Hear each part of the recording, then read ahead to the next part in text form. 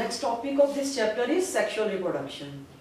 Sexual reproduction is a very basic process that occurs in all the organisms. If we talk about the lower organizations, चाहे हम plants में लें, चाहे higher forms में लें, चाहे lower forms में लें, अगर lower forms में भी sexual reproduction होती है, तो ये basics जो process है that is similar in all the organization. तो उस process में क्या होता है? It is a formation. What is a sexual reproduction? It is a formation of gametes and their fusion. Formation of gametes is called the sexual reproduction and fusion of gametes is called the amphigony. So that is why so many different names are there if we talk about the sexual reproduction. कौन-कौन से different names हैं? तो उसमें हम कह सकते हैं amphigony is there, syngenesis is there. Syngenesis का क्या मतलब है? Fusion of whole gametes. इसके अलावा amphimixis is there. Amphimixis is related to fusion of chromosomes. तो कुछ भी कह लें तो प्रोसेस जो है दैट इज सिमिलर कि फ्यूजन होता है गैमीट्स का during the process of sexual reproduction. तो this is a basic process that occurs in all the organization. Now next is what are various characteristics of a sexual reproduction. कौन कौन से characteristics हैं? एक तो मेन कैरेक्टर तो यही है कि it is a biparental one. Biparental means कि there are two parents involve. Unlike the asexual reproduction that was uniparental, जिसमें क्या था only one parent was involved and उसी से आगे प्रोगेनिस आती थी and they were clones, they were genetically similar. लेकिन इसमें ऐसा नहीं होता क्योंकि इसमें क्या होते हैं two parents are involved. जब two parents involved होंगे तो क्या होगा? Definitely variations will be there. Different half जितने भी जो variations होती हैं जिसमें half characters क्या होते हैं फादर के होते हैं and half of the characters जो होते हैं वो मदर के होते हैं. अगर हम कह लें कि मान लो हम कोई भी एग्जांपल लें, if you talk about our generation का लें, जैसे मैं अपने ही बच्चों के बारे में बोलूं तो सब कुछ कहते हैं कि इसके this complexion is just like that of father and height is that of a mother. और कुछ कह देते हैं कि these similarities are there लेकिन some are differences also. कुछ variations भी होती हैं. That वो variations कब आती हैं? During the sexual reproduction. तो इसका मतलब क्या है? Variations they are the result of the sexual reproduction. और ये variations आएंगी तो इसका मतलब कुछ उसमें ऐसे events होते हैं जिसके कारण variations आती हैं. वो कौन से इवेंट्स होती हैं? उनमें से one of the basic event है सेल डिवीजन. मतलब कौन से कब होते हैं वो events? That occur during the cell division processes. अब हम देखें कि सेल डिवीजन क्या होता है.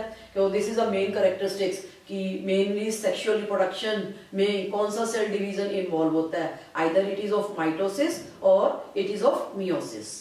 तो हम कह सकते हैं कि दोनों ही इन्वॉल्व होते हैं. कभी जैसे कि माइटोसिस आपको पता है it is an equational division and it occurs in somatic cells of our body. Somatic cells कौन सी होती हैं? जो बॉडी के सोमेटिक और वेजिटेटिव कैरेक्टर्स को डिसाइड करते हैं सेक्सुअल कैरेक्टर्स को छोड़कर. तो वो वाली जो सेल्स होती हैं उनको हम कहते हैं सोमेटिक सेल्स. और ये सोमेटिक सेल्स में क्या होता है? We know that all these cells they are having nucleus और उन न्यूक्लियस के अंदर there are some definite number of chromosomes. Chromosomes her species का कांस्टेंट होता है. अगर हम लोअर फॉर्म्स में लें जैसे एल्गी में हैप्लॉइड नंबर ऑफ क्रोमोसोम्स होते हैं. यीस्ट में क्या होता है? डिप्लॉइड नंबर ऑफ क्रोमोसोम्स होते हैं. इसी तरह से अगर हम ह्यूमन बींग्स लें तो they are also having diploid number of chromosomes. Diploid का क्या मतलब है? Double set of chromosome. Double set कैसे बनता है? आधे फादर से आते हैं क्रोमोसोम और आधे कहां से आते हैं? मदर से आते हैं. तो ये तो एक बहुत बड़ी कहानी बनेगी जो कि इस टॉपिक में बतानी मैं जरूरी नहीं समझती क्योंकि ये सारा का सारा डिटेल फिर से आएगा कब? जेनेटिक्स में आएगा. तो उसमें मैं आपको बहुत डिटेल से बताऊंगी. इसमें तो एक जस्ट ब्रीफ सा मैं आपको बताना चाहूंगी क्योंकि इसको बताने के लिए, क्योंकि अगर इसको आपको नहीं समझ में आया, अगर ये कॉन्सेप्ट आपको क्लियर नहीं हुआ तो आपको सेक्सुअल रिप्रोडक्शन के जो आने वाले चैप्टर्स में जब डिफरेंट टाइप्स ऑफ डिविजन्स पढ़ेंगे तो उसमें प्रॉब्लम आ सकती है. तो इसलिए मैं आपको इसमें थोड़ा सा इंट्रोडक्शन देना चाहूंगी कि माइटोसिस क्या होता है और मियोसिस क्या होता है. तो मियोसिस के वक्त माइटोसिस तो मैंने आपको बता दिया it is A somatic division. And now what happens in meiosis? Meiosis में क्या होता है? It is A reductional division. और कब होता है? It occurs in reproductive cells. अब रिप्रोडक्टिव सेल्स कब मैच्योर होगी? जब एन ऑर्गेनिज्म मैच्योर्स, और जब वो थोड़ा सा बड़ा होगा, यानी कि when an organism crosses its juvenile stage, juvenile stage को क्रॉस करते ही when an organism enters into mature phase, mature phase में आएगा, तब क्या होंगे? रिप्रोडक्टिव ऑर्गन्स भी क्या होते हैं? फंक्शनल होती हैं, और जो रिप्रोडक्टिव सेल्स होती हैं उन सेल्स को हम क्या कह देते हैं? Germ cells. तो वो जर्म सेल्स में कौन सा डिवीजन होता है? That is a division called meiotic division. ठीक है, अब उस मियोटिक डिवीजन में क्या होगा? रिडक्शनल डिवीजन होगा, जिसमें number of chromosomes will be reduce to half. जैसे कि अगर हम एग्जांपल ह्यूमन बीइंग का लें तो 46 number of chromosomes they are present in each cell, लेकिन जब रिप्रोडक्शन होगा तो रिप्रोडक्टिव सेल्स में भी स्टार्टिंग में तो 46 होगा, लेकिन जब गैमीट फॉर्मेशन स्टार्ट होगा तो कितने नंबर ऑफ क्रोमोसोम्स हो जाएंगे? 23। तो कहने का मतलब क्या है कि गैमीट्स में क्या होंगे? half the number of chromosomes are there. If 46 were initially present, then they will reduce to 23. तो इसीलिए हम मियोसिस को क्या कहते हैं? रिडक्शनल डिवीजन भी कहते हैं। और ये जरूरी भी है। क्यों जरूरी है? क्योंकि अगर ये डिवीजन ना हो तो what will happen? 46 number will go on doubling every time and resulting in increase in number of chromosomes when cell will divide. Cell जैसे ही डिवाइड करती जाएगी नंबर ऑफ क्रोमोसोम भी इंक्रीज होते जाएंगे, लेकिन ऐसा होता नहीं है। क्यों नहीं होता? क्योंकि उसमें रिप्रोडक्टिव सेल्स में फिर से रिडक्शनल डिवीजन से क्रोमोसोम नंबर हाफ हो जाती है। इन सेक्स सेल्स, सेक्स सेल्स का मतलब कहने का है कि गैमीट्स में, गैमीट्स क्या होती हैं? They are our sex cells. ठीक है, तो इस तरह से हम कह सकते हैं मियोसिस से क्रोमोसोम नंबर मेंटेन रहता है ऑफ ईच स्पीसीज का। ह्यूमन का अगर हमने एग्जांपल लिया तो 46 है तो 46 रहेगा। सो मेनी डिफरेंट ऑर्गेनाइजेशन, और इतनी जितनी भी डाइवर्सिटी है इस अर्थ पर, all they are having specific and constant number of chromosome. और वो कैसे होता है? Definitely that is due to the sexual reproduction. तो इस तरह से हम कह सकते हैं there are 2 cell divisions involve. इनकी डिफरेंट जो भी डिटेल है, बहुत डिटेल बनती है, वो तो हम 11th में भी करेंगे, हम जेनेटिक्स में भी पढ़ेंगे। और फिर नेक्स्ट कैरेक्टरिस्टिक्स क्या है? That is variation. अब हमने देखा कि वेरिएशंस क्या होती हैं। These are differences shown by an individuals from their parents. जैसे हम भी कोई भी इंडिविजुअल की बात करते हैं, और if you talk about any organism, और अगर हम अपनी भी बात करें तो हम कहते हैं कि some of the characters of an organism और of an baby is resembling its father, and some of the characters of baby is resembling with its mother. तो कहने का मतलब क्या है कि कुछ कैरेक्टर तो मिलते हैं, लेकिन कुछ some of the characters they are entirely different from their parents. Of an organism they are entirely different from both the parents. तो इसमें हम कहते हैं कि वो डिफरेंसेस आते कैसे हैं? Definitely due to the sexual reproduction. इसका क्या मतलब है कि सेक्सुअल रिप्रोडक्शन के दौरान ही और सेल डिवीजन के दौरान ही there occur some specific process. कौन सा प्रोसेस होता है? That is a crossing over. अब क्रॉसिंग ओवर क्या होता है? It is a mutual exchange of genetic material between sister chromatids of two non sister chromatids of two homologous chromosome. यानी कि दो क्रोमोसोम्स के जो क्रोमेटिड्स होते हैं उनके जीन्स क्या होते हैं? एक्सचेंज होते हैं। तो ये भी एक बहुत इलॉबरेट एंड कॉम्प्लेक्स प्रोसेस है जो कि हम 11th में पढ़ेंगे।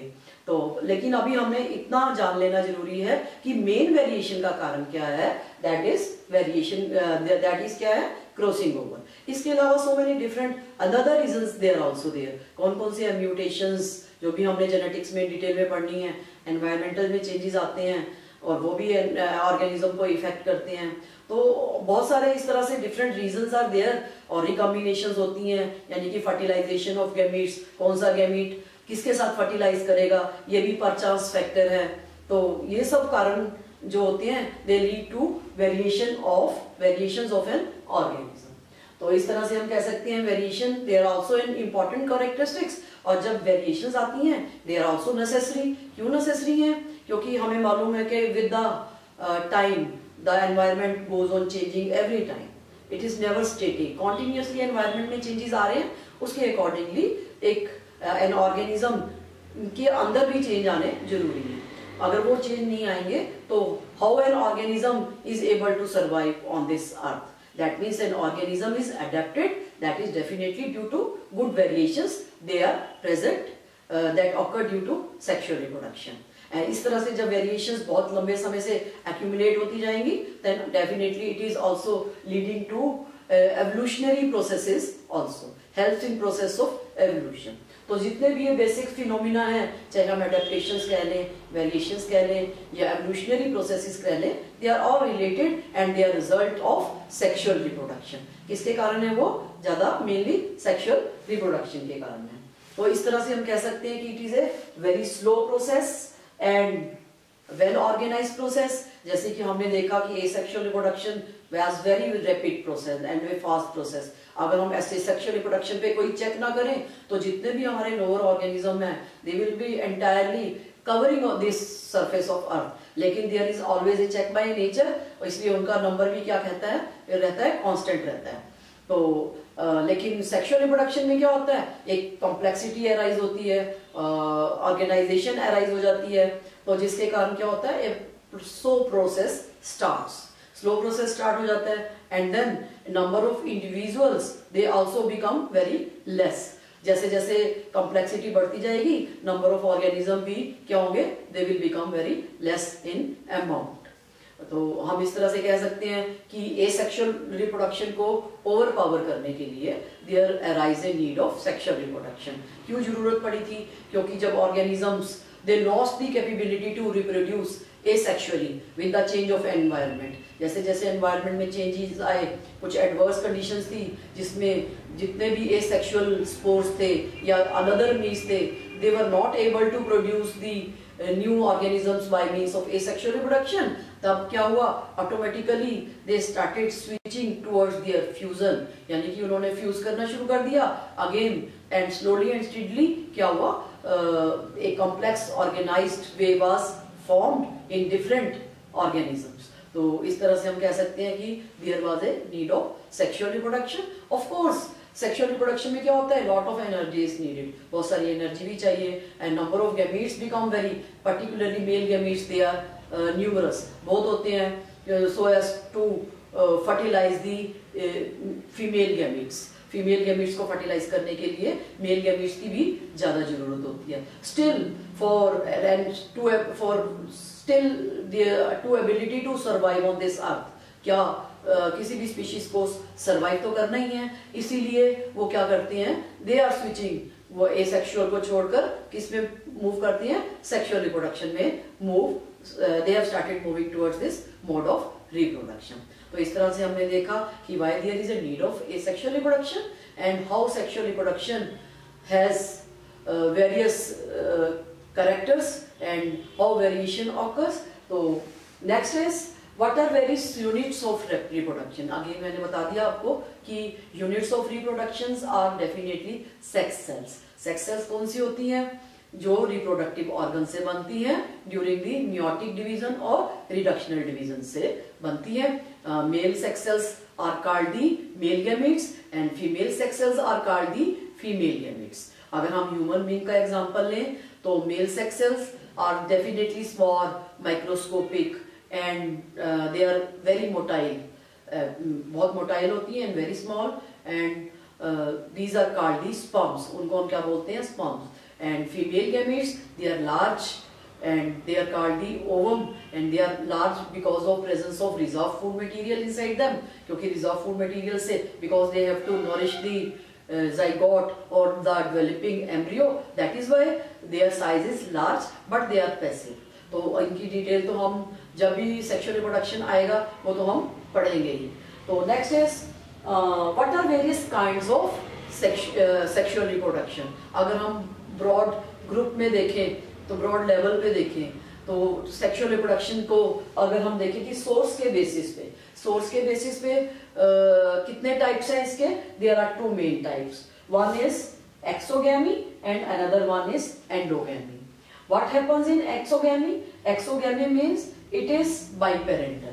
बाइपेरेंटल means when there are need of two parents involved, यानी कि दो parents, male and female sex organs, they are all definitely different और fertilization उन दोनों का होगा, ठीक है. तो उसको हम कहेंगे कि we will call them exogamous process. तो इसमें जितने भी हायर ऑर्गेनाइजेशंस हैं, मैमल्स की बात ले लो, रैबिट ले लो, ह्यूमन बींग्स ले लो, तो ऑल दे आर एक्सोगेमस। तो वो क्या होते हैं? एक्सोगेमस होते हैं, बाइपेरेंटल होते हैं, और उनको हम क्या कह सकते हैं? They are also called dioecious. तो ये सारी टर्म्स तो फिर से आएंगी अभी बाद में जब हम डिफरेंट टाइप ऑफ गैमीट्स पढ़ेंगे और डिफरेंट टाइप्स ऑफ थैलस पढ़ेंगे, तो ब्रीफली एक बार मैं आपको फिर से बताऊंगी। तो नेक्स्ट इज एंडोगैमी। एंडोगैमी क्या होती है? इट इज यूनिपेरेंटल, होती सेक्सुअल रिप्रोडक्शन है लेकिन uniparental. What does this mean? कि इसमें both the sexes, either we talk about the male और ऑफ द फीमेल, दोनों ही sexes they are present inside the in single organism. जब वो एक सिंगल ऑर्गेनिज्म में होते हैं तो उसमें सेक्सुअल रिप्रोडक्शन कैसे होता है? और उसमें व्हाट हैपेंस, को बहुत सारे ऑर्गेनिजम्स हैं, जैसे कि हम टेनियोसोलियम का एग्जांपल ले सकते हैं। टेनियोसोलियम आपको मालूम है, it is a Taenia solium is a tapeworm that belongs to phylum Platyhelminthes. Platyhelminthes में बहुत सारे जैसे लीवर फ्लूक है, हिरुडुनेरिया है, लीच है, ऑल दे आर बाइसेक्सुअल। तो उनमें क्या होते हैं? रिप्रोडक्टिव ऑर्गन्स अंदर एक ही ऑर्गेनिज्म के अंदर होती हैं, और फर्टिलाइजेशन कैसे होता है? Inside them only. ठीक है, Hirudinaria I think so it is belonging to Annelida, sorry by mistaken I have told you. Hirudinaria तो किससे बिलोंग करता है? एनिलिडा से। तो लेकिन वो भी क्या है, उसमें भी दोनों सेक्सेस सेम होते हैं, और सेक्सुअल रिप्रोडक्शन कैसे होता है? एंडोगैमस प्रोसेस से होता है। लेकिन अगर हम अर्थवर्म की बात लें तो करें तो अर्थवर्म क्या है? It is different. उसमें क्या होगा? बोथ ही sexes they are present inside the same organism, but there occurs cross fertilisation, यानी कि exogamous process will be there. तो earthworm is an exception although it is having hermaphrodite nature. Hermaphrodite का क्या मतलब है? When two sexes are present in the same organism, तो उसको हम क्या देते हैं? हर्माफ्रोडाइट। तो अर्थवर्म में क्या होगा? Cross fertilisation will be there. ठीक है, तो इस तरह से there are two types of methods, exogamy as well as endogamy. So next, if we talk about the types of gametes on the basis of their structure, so many different forms we can form. So first of all is isogamous. जैसे कि मालूम है कि isogamous means when the gametes they are morphologically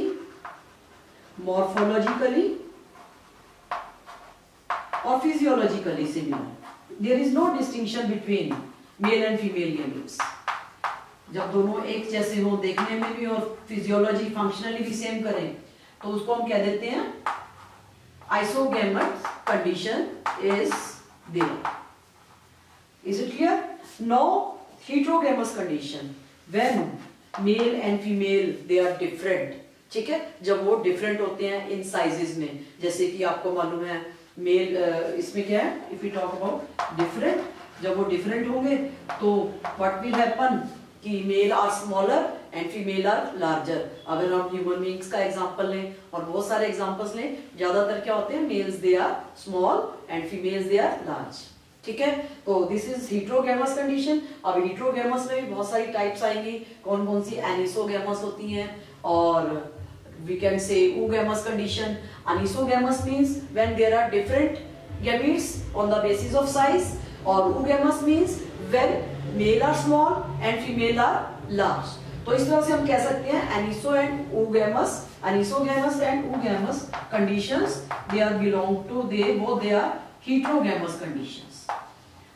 Is it clear? So both they are heterogamous condition. Now if we talk about hologamous, what happens in hologamous? Hologamous means when whole of the organisms they are involved in fusion. जैसे कि हम saccharomyces yeast का नाम ले लें, yeast का example लेते हैं, तो उसमें पूरे के पूरे ऑर्गेनिजम्स, यीस्ट यूनिसेलुलर है, whole of the cells they fuse, and this process is called the hologamous process. So these are different types of gametes on the basis of their reproduction. Now if we come to the various parts, various phases of life. Now organisms when they have formed, they will fertilize, they will fuse, zygote will be formed, and there will be definitely division occurs in zygote, and ultimately it will lead to formation of embryo and then into young one. Now when a young one is born, then what happens? What are various phases that occur in their lifetime? तो life span तो मैंने आपको पहले भी lecture में बताया था कि what are lifespan, the period from birth to natural death of an organism. तो what are various phases of life, उसमें अगर हम स्टार्टिंग से लें तो there occurs juvenile phase और vegetative phase. juvenile phase लें हम एनिमल्स के केस में, और यंग स्टेज होती है जिसमें क्या होता है, there is a rapid division occurs, cell division occurs. कौन सा डिवीजन होता है? माइटोटिक्स डिवीजन. यानी कि mitotic division helps in growth and development of an organism up to certain stage. कौन सी स्टेज अगर हम ह्यूमन बींग्स में लेंगे तो it is near about up to 13 years of age. 10th आजकल तो बहुत जल्दी प्यूबर्टी स्टार्ट हो जाती है, तो इसीलिए 10 से 13 साल तक का जो स्टेजेस है उसको हम कह देते हैं कि जुवेनाइल फेज. और वेजिटेटिव फेज लेंगे, initial phase of growth and development that occurs in plant, तो उसको हम तब कहेंगे वेजिटेटिव फेज. तो इसके बाद जब नेक्स्ट स्टेज आती है that is a maturity phase after the completion of juvenile phase. तो जुवेनाइल फेज में क्या होता है, the growth hormones they are becoming more functional, more dominant होते हैं, वो ज्यादा काम करते हैं. कौन कौन से ग्रोथ हार्मोन्स हैं ये भी हमने पढ़े हुए हैं. They are secreted from the pituitary gland में से ग्रोथ हार्मोन्स जो सीक्रेट होते हैं, they are more functional, more active. And जब मैच्योरिटी आती है देन व्हाट हैपेंस, मैच्योरिटी में सबसे पहले जो इनिशियल फेज ऑफ मैच्योरिटी जो कि इंट्रोडक्शन देता है किसकी, एडोलेसेंट पीरियड की, एडल्ट की, दैट इज एन एडोलेसेंट. तो एडल्ट स्टेज को रिप्रेजेंट करने के लिए पहले कौन सी आती है, एडोलेसेंट पीरियड. तो एडोलेसेंट से पहले कौन सा आता है, प्यूबर्टी. तो what happens in case of this maturity, इसमें क्या होता है, the reproductive organs they become functional. Reproductive organs क्या हो जाते हैं, they become mature and they become functional. ऐसा तो नहीं होता ना कि जैसे an organism when age and when an organism is born and it starts reproducing, ऐसा तो होता नहीं है किसी भी ऑर्गेनाइजेशन में. That means definitely there comes second stage, कौन सी, मैच्योरिटी की स्टेज में, और एडोलेसेंट पीरियड. और उसमें क्या होता है, reproductive organs become functional and there is more working of hormones also. कि हार्मोन्स कौन से होते हैं, male hormone estrogen, male androgen is testosterone is there, and female hormone में फीमेल एंड्रोजन कौन सा होता है, estrogen and progesterone is there. तो they become more functional during this stage. और उसमें क्या होता है, again there are changes in reproductive organs and they become functional and body size also changes. Body में जो जितने भी असेसरी सेक्सुअल कैरेक्टर्स हैं they also develop during the maturity phase, वो भी मैच्योर हो जाते हैं. And then an organism is ready to for the process of reproduction. तो this is regarding the maturity phase. Now after maturity what happens, there a stage comes when an organism proceeds towards aging. Aging क्या होता है, slowly and steadily the cell organs और body के जितने भी organs हैं they become more mature, ज्यादा mature हो जाते हैं. And cell division ceases, cell division processes जो होते हैं थोड़े से कम हो जाते हैं, ठीक है. और इसमें बहुत सारे डीजेनरेटिव चेंजेस आते हैं, दे स्टार्ट कमिंग. कौन से डीजेनरेटिव, बॉडी की जो ऑर्गेनाइजेशंस है सेल की थोड़ी सी डिसऑर्गेनाइज वे में आ जाती है. और इसके अलावा हम कह सकते हैं जितने भी फिजियोलॉजिकल प्रोसेसेस हैं वो भी थोड़े थोड़े they start functioning less and less, क्योंकि हमें पता है कि एजिंग में बहुत सारी डिजीजेस आ जाती हैं. Immune system it also become dysfunctional, वो भी कब होता है, एजिंग वाले फेज में. So at least when what happens, slowly and steadily aging occurs and senescence means degeneration of body organs occurs, and ultimately what happens, the fourth phase, the termination of life, that is death. मतलब permanent cessation of all the body organization is there. So these are different phases, or it may mainly how these phases they are affected. Definitely they are affected by means of hormones as well as environmental factors. So these are different phases. और जब life आएगी तो just before the death reproduction occurs during the maturity. तो उसमें क्या होगा, वही again gametes will be formed and then zygote will be formed and then embryo will be formed and the life will start again. कहने का मतलब क्या है कि again life is continued because of reproduction only. Now if life is continued and there are different phases of life spans that we have studied.